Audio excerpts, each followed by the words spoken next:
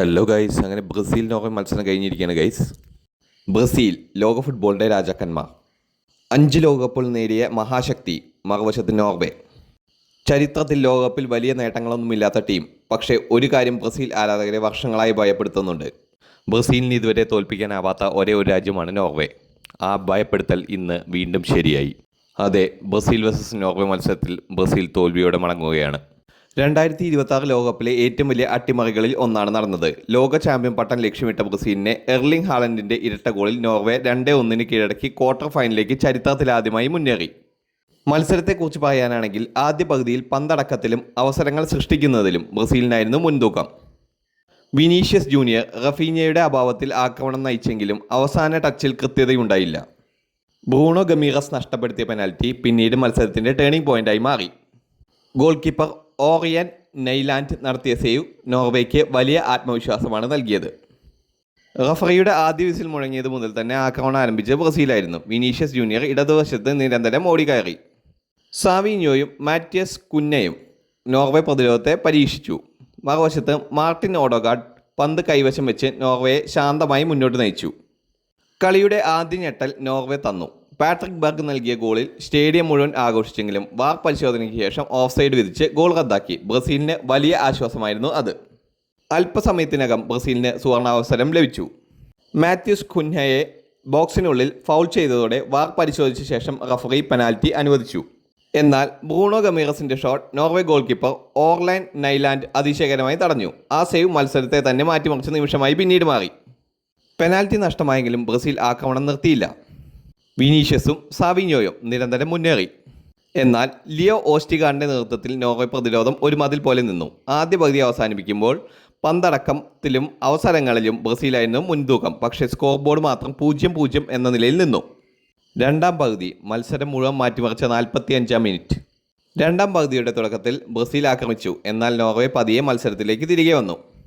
Martin ഓഡോഗാർഡ് മധ്യനിരയിൽ കളിയുടെ വേഗത നിയന്ത്രിച്ചു. ഓരോ പാസും കൃത്യമായി നൽകി ബ്രസീലിൻ്റെ പ്രതിരോധത്തെ വലിച്ചു കീറാൻ അദ്ദേഹം തുടങ്ങി. 67-ാം മിനിറ്റിൽ സ്റ്റേഡിയം മുഴുവൻ എഴുന്നേറ്റ് നിന്ന നിമിഷം എത്തി. പരിക്കിൽ നിന്ന് തിരിച്ചെത്തിയ നെയ്മർ കളത്തിലിറങ്ങി. ആരാധകർക്ക് പുതിയ പ്രതീക്ഷ. നെയ്മർ ഇറങ്ങിയതോടുകൂടി ബ്രസീലിൻ്റെ ആക്രമണം കൂടുതൽ ശക്തമായി. എൻട്രിക്കും കളത്തിലിറങ്ങി. ഒരുപാട് ആക്രമണങ്ങൾ തുടർച്ചയായി വന്നെങ്കിലും അവസാന ഫിനിഷിംഗ് മാത്രം ബ്രസീലിന് ലഭിച്ചില്ല. അതേസമയം നോർവേ കാത്തിരുന്നത് ഒരവസരത്തിനായിരുന്നു. 79-ാം മിനിറ്റ് ഇടതുവശത്ത് നിന്ന് ആൻഡ്രേ ഷെപ്പേർഡ് നൽകിയ കിടിലൻ ക്രോസ്. ബ്രസീൽ സെൻറ്റർ ബാക്കുകളെ മറികടന്ന് ഉയർന്നു ചാടിയ എർലിംഗ് ഹാലൻഡ് ശക്തമായ ഹെഡറിലൂടെ ആലിസനെ കീഴടക്കി. ഗോൾ. Norway 1, Brazil 0. ആ ഗോളിന് ശേഷം ബ്രസീൽ മുഴുവൻ ആക്രമണത്തിലേക്ക് പോയി. പ്രതിരോധ താരങ്ങൾ പോലും മുന്നിലേക്ക് കയറി. എന്നാൽ അത് നോർവേക്ക് കൂടുതൽ ഇടമാണ് നൽകിയത്. 90-ാം മിനിറ്റിൽ വീണ്ടും നോർവേ കൗണ്ടർ അറ്റാക്കുകളുമായി മുന്നേറി. പന്ത് ലഭിച്ചത് വീണ്ടും ഹാളൻഡിന്. ബോക്സിനുള്ളിൽ പുറത്തു നിന്ന് ഒരു നിമിഷം പോലും ആലോചിക്കാതെ അദ്ദേഹം തൊടുത്ത ഒരു ലോ ഷോട്ട് നേരെ വലയിലേക്ക്. ഇത്തവണയും ബ്രസീലിയൻ ഗോൾ കീപ്പർ ആലിസന് നോക്കി നിൽക്കാൻ മാത്രമാണ് കഴിഞ്ഞത്. ഗോൾ. ഹാലൻഡിൻ്റെ രണ്ടാമത്തെ ഗോൾ. Norway 2, Brazil 0. ആ നിമിഷം മുതൽ തന്നെ ബ്രസീലിൻ്റെ ലോകകപ്പ് സ്വപ്നം തകരാൻ തുടങ്ങി. ഇഞ്ചുറി ടൈമിൽ ബ്രസീലിന് മറ്റൊരു പെനാൽറ്റി ലഭിച്ചു. ഇത്തവണ പന്തിന് പിന്നിൽ നിന്നത് നെയ്മർ. അതിശയകരമായ ആത്മവിശ്വാസത്തോടുകൂടി അദ്ദേഹം പെനാൽറ്റി വലയിലെത്തിച്ചു. സ്കോർ 2-1. പക്ഷേ സമയം തീർന്നിരുന്നു. റഫറിയുടെ അവസാന വിസിൽ മുഴങ്ങിയതോടുകൂടി ബ്രസീലിൻ്റെ ലോകകപ്പ് യാത്ര അവസാനിച്ചു. ഹാളൻഡ് വീണ്ടും ലോകത്തിന് മുന്നിൽ തൻ്റെ ക്ലാസ് തെളിയിച്ചു. വലിയ മത്സരങ്ങളിൽ വലിയ താരങ്ങൾ എങ്ങനെ കളിക്കണമെന്ന് എർലിംഗ് ഹാളൻഡ് ഒരിക്കൽ കൂടി കാണിച്ചു. 2 അവസരങ്ങൾ, 2 ഗോളുകൾ, ഒരു ടീമിനെ ക്വാർട്ടർ ഫൈനലിലേക്ക് എത്തിച്ച പഠനം. ബ്രസീലിൻ്റെ മുഴുവൻ പ്രതിരോധവും അദ്ദേഹത്തെ തടയാൻ ശ്രമിച്ചെങ്കിലും അവസാന വാക്ക് പറഞ്ഞത് ഹാളൻഡായിരുന്നു. ബ്രസീലിന് ഇനി എന്ത്?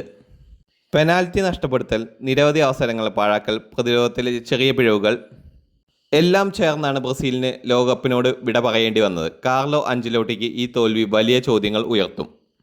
നോർവേയുടെ സ്വപ്നയാത്ര തുടരുന്നു. ബ്രസീലിൻ്റെ സ്വപ്നയാത്ര അവസാനിച്ചു. 2026 ലോകകപ്പിലെ ഈ മത്സരം വർഷങ്ങളോളം ആരാധകർ ഓർക്കുന്ന ഒരു രാത്രിയായിരിക്കും. കാരണം ഇതൊരു വിജയം മാത്രമല്ല, ലോക ഫുട്ബോളിൽ നോർവേയുടെ പുതിയ അധ്യായത്തിന് തുടക്കമായിരിക്കുന്നു.